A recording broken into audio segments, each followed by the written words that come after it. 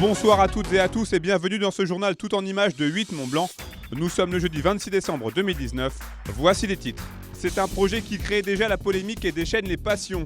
Le projet de révision du schéma de cohérence territoriale Fiera-Ravi prévoit une extension XXL du domaine skiable, une évolution très loin de faire l'unanimité. Et puis direction Saint-Gervais pour découvrir une exposition consacrée à la place des femmes dans l'alpinisme. À Grimpeuse des Cimes, c'est son nom, propose une plongée dans l'alpinisme au féminin du 19e siècle à nos jours.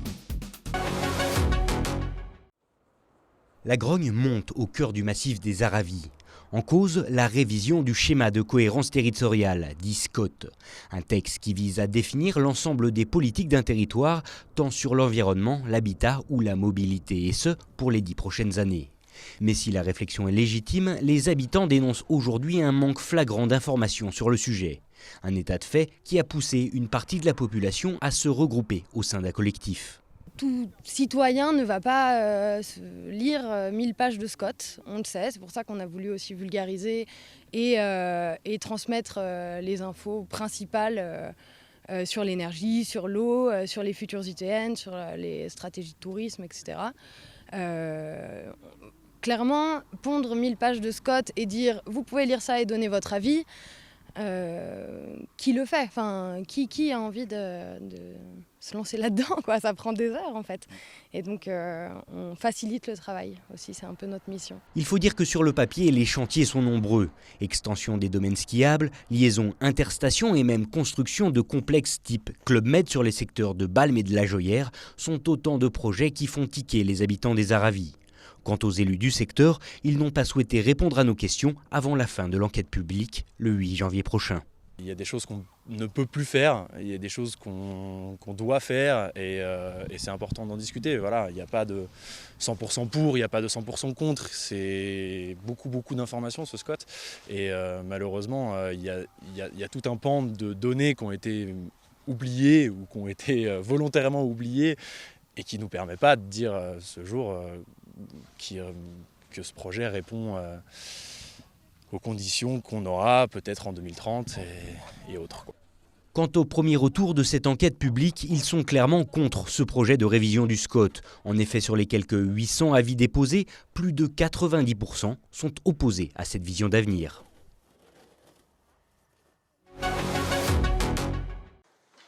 Direction béton-bétonné en Savoie. Le GAEC de Chantemerle, groupement agricole de 170 hectares, produit de la viande bovine.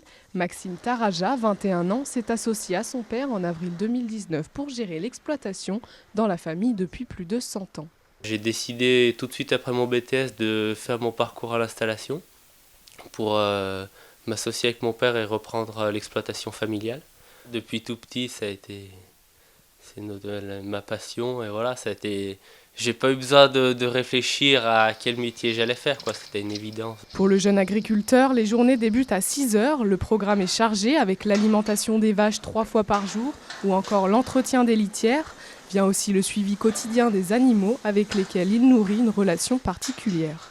Des chouchoutes qui viennent faire des câlins et tout, c'est vrai qu'il y en a, ça fait mal au cœur de les voir partir. D'ailleurs, on en a vraiment une vieille que...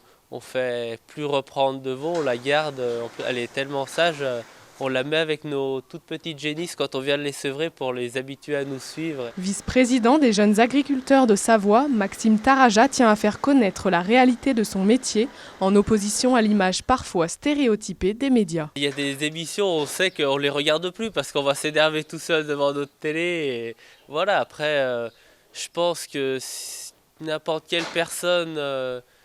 qui veut des informations, il faut aller voir les agriculteurs. Ambitieux, le Savoyard l'est aussi pour son exploitation.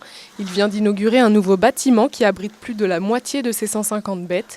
Son objectif, améliorer les conditions de travail pour développer l'exploitation et continuer à vivre de sa passion. L'alpinisme versant féminin est à l'honneur à Saint-Gervais-les-Bains. Depuis le 20 décembre et jusqu'au 26 avril, la maison Haute-Tour accueille l'exposition Grimpeuse des Cimes qui met en lumière celles qui ont marqué la pratique du 19e siècle à nos jours. Les portraits de pionnières de l'alpinisme ornent les 2 salles de la galerie, ces femmes qui ont dompté les plus hauts sommets alpins il y a plus de 200 ans, malgré le manque de considération de la société à l'époque. Ça a été quand même une vraie bataille d'arriver à faire valoir leur pratique de l'alpinisme au même titre que les hommes, puisque, alors déjà, Marie Paradis, on l'a dit, voilà, la légende veut qu'on les poussait, portait jusqu'en haut pour qu'elle arrive au sommet. Alors sans doute qu'elle a eu des difficultés, mais comme beaucoup d'autres. Et puis après, c'était par exemple Henriette d'Angeville, qui est la première à organiser réellement une expédition au Mont Blanc en 1838. Au départ, elle est complètement raillée par ses pairs masculins et on la croit assez incapable d'arriver jusqu'au sommet. Pourtant, les exploits physiques s'enchaînent courant 19e siècle, même si l'émancipation sportive est complexe. L'un des vecteurs d'affirmation mis en avant dans l'exposition est la tenue portée pour grimper. Si les femmes se doivent de conserver leur robe dans les années 1800, elles prennent peu à peu possession de tenues plus appropriées pour la haute montagne, jusqu'à obtenir de l'équipement spécifique et sur mesure il y a une trentaine d'années. 84, 85, jusqu'à 90, il n'y avait que des vêtements hommes.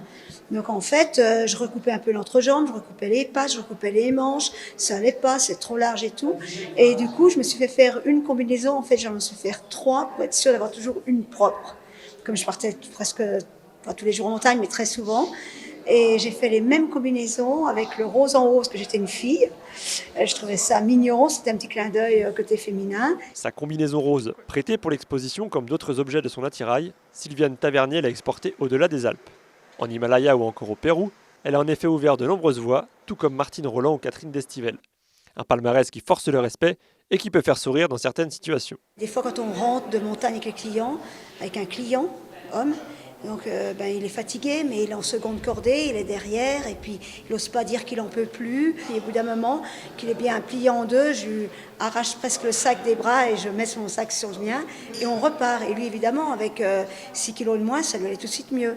Puis bon, après on reprend la benne et tout ça, puis arrivé en bas, il me dit « Sylviane, il faut me promettre quelque chose. » Je dis « Ben oui, si tu veux, quoi ?» Il me dit « Tu promets de ne pas dire à ma femme que tu as porté mon sac. » Et je trouve ça tellement mignon. Quand on le met dans le contexte, je trouve que j'avais encore les larmes aux yeux, c'était trop beau, quoi. Après, on a bu une bonne bière. Les cordées 100% féminines se développent aujourd'hui via des associations ou des clubs, mais professionnellement, la mixité est encore loin d'être atteinte. En France, seulement une quarantaine de femmes officient en tant que guides de haute montagne dans les Alpes, malgré une réelle féminisation d'année en année. C'est la fin de cette édition, merci pour votre fidélité à l'information sur 8 Mont Blanc. Rendez-vous vendredi pour un nouveau journal. On se quitte avec des images du Père Noël qui, après sa tournée générale de distribution de cadeaux, a choisi de profiter de la station de Val Thorens en Savoie. Passez une très belle soirée.